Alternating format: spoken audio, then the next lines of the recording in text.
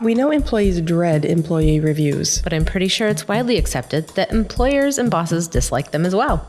We've both recently been through ours, and the modifications we've made along the way have taken the hand-wringing out of them a little. Hang out with us while we talk about some of the tactics we use to keep the meetings stress-free. The Speakeasy Podcast, real talk about leadership and sanity in the creative industry. I'm Jen Estel. And I'm Karen Steffel. Managing creativity in business? We probably have an opinion on that. No prohibitions. Clearly, we have cocktails. Before we jump into this beautiful cocktail, though, I want to ask you, how do you know when you've officially grown up as a podcast? Well, maybe because you record your first ever live show. That's true. On Friday, September 6th, we'll be recording live from Arts Night Out in Lansing, Michigan. If you're in town, you can find us perched in the window at Bad Annie's, a gift shop featuring sweary goods and old talent starting at 6 p.m. And for our long-distance listeners, we'll be posting the full show right here, so stay tuned and make sure you're subscribed. Come listen to us talk about contributing in the community in ways other than recording a live podcast, of course. And ask us about our podcast, cocktails, life during our Q&A, whatever you'd like to talk about. See you there. But for real, let's talk about the Phoenix. Let's talk. Get it? You burn it down. Yeah, I love it. That's funny for me.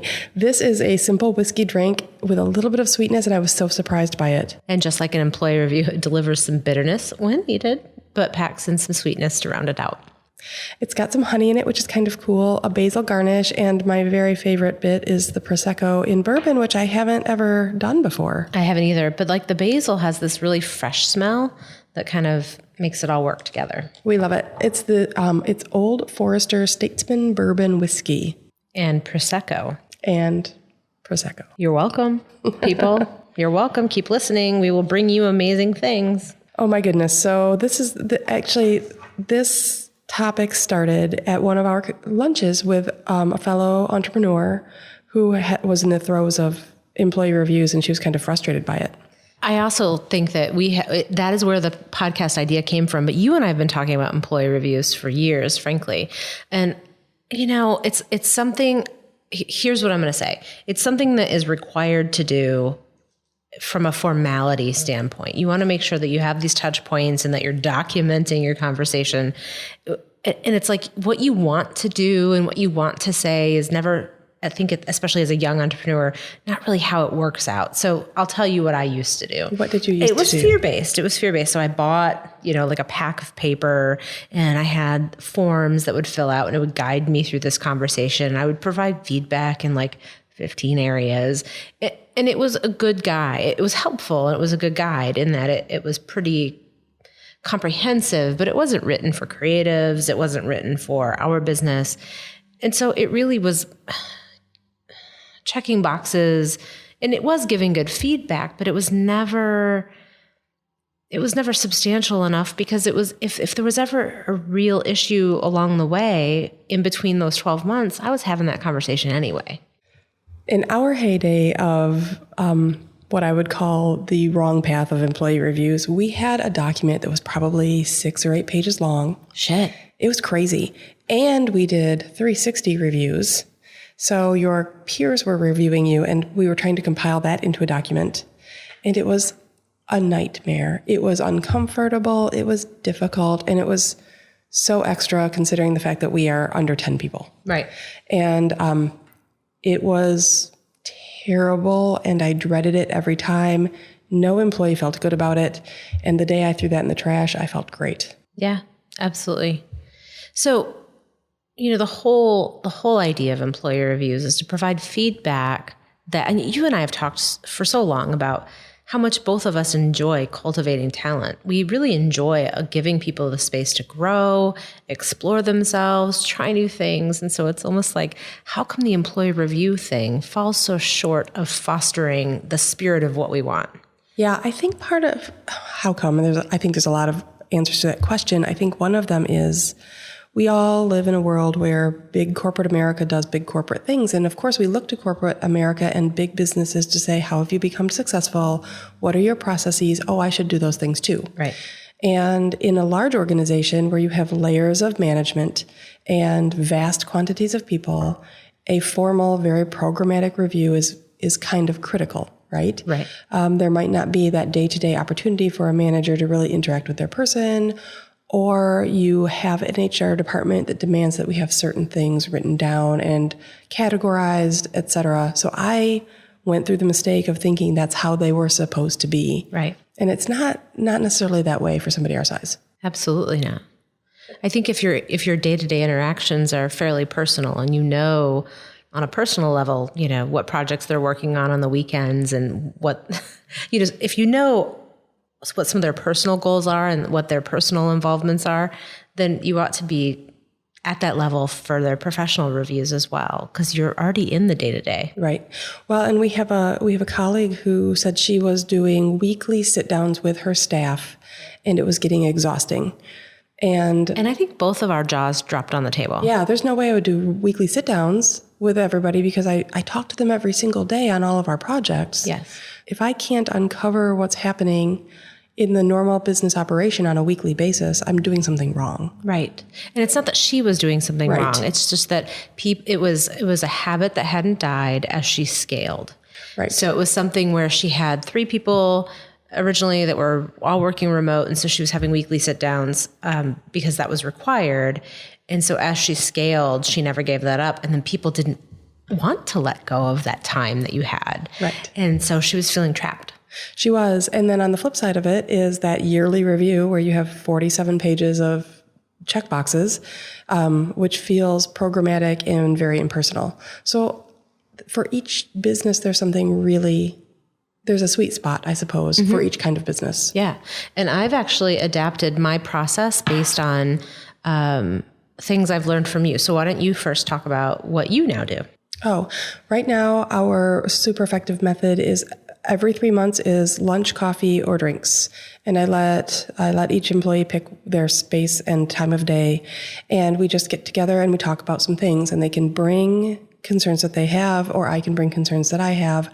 We talk about their growth, what they've liked, where they've felt successful, where they want to do more.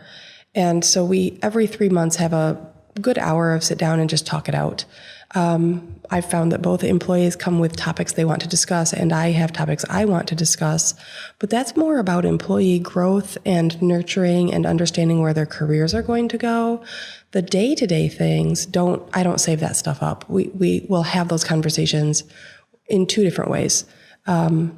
First of all, when you wrap up a project, there's always Monday morning quarterbacking. How could we have done that differently? What was I missing? What was difficult? And those conversations really are just as much about getting the project right as getting the workspace right for an employee, right? And if we see something misstep, we just talk about it right then and get it out of the way. Yeah. How about you? So we have adapted our process based on exactly what you just said. I'm doing it every 4 months because I think 3 times a year is going to fit my schedule a little bit better. If I say 4 times a year, I'm going to make it 3 times a year. So I'm just going to make it 3 times a year. We've just only done round 1 of that, so we're new to it. But I think in general, the feedback has been very positive, and some people opted for, coffee or a beer, but we also took a walk. That was one of the options too. And I feel like, you can kind of creatively walk shoulder to shoulder with somebody. So again, giving employees the opportunity to choose something that fits their style or time of day when they feel fresh. I think that's an important component. But again, I agree with you. I think if there's a concern to be addressed, you don't wait 2 or 3, 3, 4 months for that. You address it kind of in the moment, week's end or project end. But it does give people the opportunity to express what's next, or, I'd really like to try this on this next project. And so you're meeting more frequently, giving them the opportunity to not save it up for this big annual buildup that seems just, like we said in the intro, it's like this hand-wringing, right? Yeah, it's for terrible. Everybody. To me, that feels like the equivalent of standardized testing for kids in school. It feels like a test and like you could do it wrong. And an employee review should never feel like there's a wrong answer, right? Right, absolutely. Because each employee is different, each growth pattern is different, and every expectation should be customized. So building a process in which somebody feels like they could be in trouble or do it wrong somehow seems really counterintuitive. Maybe that's just my field or being an entrepreneur in a small business, but I hated our form. Well, or on the flip side, if you're dealing with things throughout the year where it's like, oh man, we really forgot to QC that process, or if you're dealing with like the little things that just happen in the course of business throughout the year, and then you have a 12-month sit down where you're like, okay, cool, thanks for all the things, high five. Then it seems like there's this big buildup for not much of a, right, quantitative conversation, right, or, so the flip side is that it's not even punitive. You can build it up like it's being punitive, and you just high five and say thanks. And then that's weird too. That is weird too. Let me ask you this question. And this is one that we go over with our new employees, but you are the boss. And if you have an employee who has a problem with you, what's their process? Yeah. So I think you and I have had this conversation. I'm not sure if we've ever put it in we have put it in a podcast before. I always say that my door is open, and I truly mean it. It's very rare that my door is ever closed unless I just say, hey guys, I'm doing some focus time. And I try to explain why my door is closed if it's closed, so that it doesn't feel odd, like I'm angry or something. But it's very rare that it's closed. And I always say that my door is open. And I worry sometimes that it's not taken at face value, that really if you needed something, whether it's I'm struggling in my life, I'm struggling with my job, I'm not sure what our last interaction really meant, that confused me. I worry that while my door is open, that it doesn't feel open. Sure. And I genuinely mean it. Well, I think it's got to be scary for an employee to approach the boss and critique or ask for something or make an uncomfortable observation. It's got to be difficult, right? Yeah. But I absolutely believe that there's nothing that can't be solved in having a conversation. It doesn't mean that it has to be easy. Right. It can be hard. It can be uncomfortable. But I don't think that there's anything that can't be solved in communication.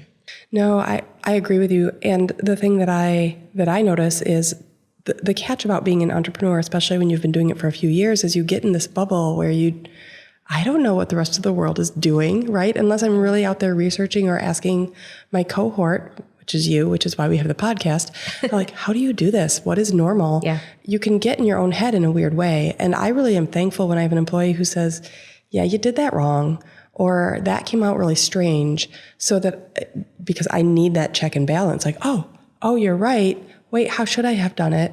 So in some ways, I really love that feedback when it does come. I do too. If somebody has the time and the wherewithal to give it. And it really is just like any relationship. It's whether it's your significant other or any other trusted relationship, that when somebody is able, even if it's a hard conversation and you get to the point where maybe you don't see eye to eye, but you've been able to have a conversation where you respect each other's point of view, which maybe is starting to become a lost art. Maybe. But it absolutely is so valuable and kind of magical when it happens. It's like, I totally understand your point of view and where that came from. And I'm not in the same place, but I'm so glad you shared that with me.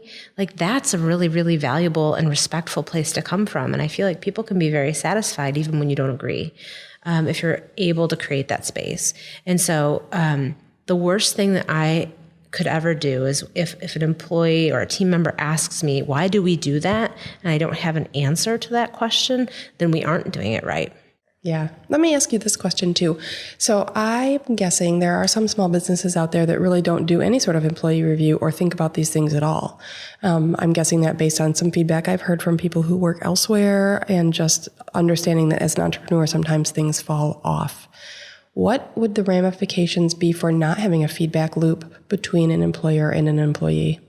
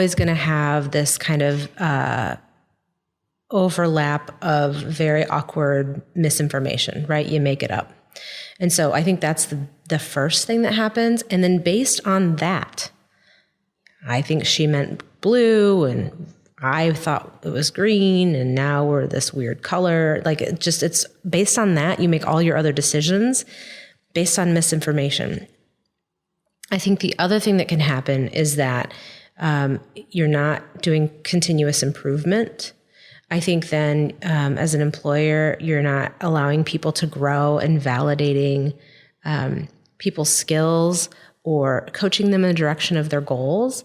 But then on the other hand, if you're not providing feedback, you're not then also providing appreciation and gratitude. And I think we all thrive when we know that we're valued. We thrive. It's like sunshine. I feel like gratitude is sunshine, and we just kind of grow in the direction of when people appreciate us, and we work hard when we feel appreciated. I mean, that's true as parents, right? It's true as in our volunteer pursuits, and it's true in the time in our offices where we spend so much time working with each other. So I think there's a lot of at risk if you're not providing feedback. So in our offices, we need good feedback and some natural light. Is that what you're telling me? Mm-hmm. And I think anytime you're going to get to a level of mastery, it requires feedback to get there. That's true. I think too, when you do an employee review, it's obviously a two-way conversation. Mm-hmm. And it's a great opportunity for an employer to sort of revisit the vision and where the company is going and what our opportunities are and where growth could happen. And that gives an employee a sense of purpose. It gives them a window into the security that they might have in their job, right? Mm-hmm. We have a plan and we are going to grow this way and our new clients might look like that. So that that level of comfort from having a window into what's happening in an employer's brain. And as a mentor too, it's such a great opportunity to say to an employee, I'm seeing a whole bunch of this skill in you and the opportunity for you to maybe grow in this way. Are you interested in that? And maybe uncover, and I know you've talked about this before with some of your employees, seeing skills that employees don't really articulate as having or they haven't seen in themselves. So I've found that employee reviews are a great space to sort of help someone career plan and figure out what their space is going to look like as they grow. Yeah, absolutely. It's like a little window opening, right? Yeah. And they can choose to jump through or not. They can say whether they're eager or ready or confident or whatever those things are. But then sometimes they need that validation to say, oh, somebody else sees it in me. Right. The little conversation in the back of my head has value. Isn't that funny? Maybe employee reviews aren't that bad after all. I feel like maybe we shouldn't be so scared. I do know that the terrible long form and the year-long format did not work for me. And I don't think I could do a weekly sit-down because I don't have that kind of time. I also don't know how you would keep that conversation fresh. Right. Unless you were being very tactical about the day-to-day. Right. I just don't know how you would keep that fresh when you're thinking of it as a review. Because the tactical day-to-day is happening in at the project level, right? Yeah.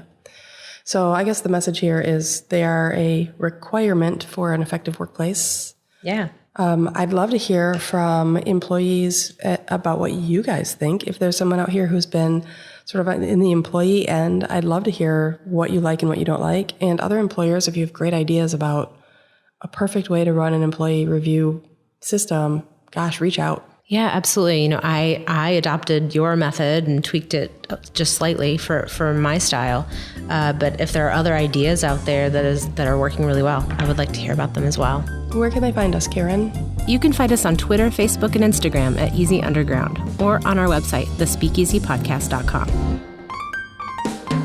Speaking of some of those processes that make businesses run really well, I'm really looking forward to our next episode. Tell me what's happening. We've both said that if we weren't business owners in creative services, our skills would still translate to other fields. And the same is true of our friend Liz Weston, who is our next guest. Yes, she brings her no-nonsense MBA to a touchy-feely industry where you'd least expect it, while still having an insider's look on the next generation of working women. She's a powerhouse, and we cannot wait to talk to her. Please join us next time.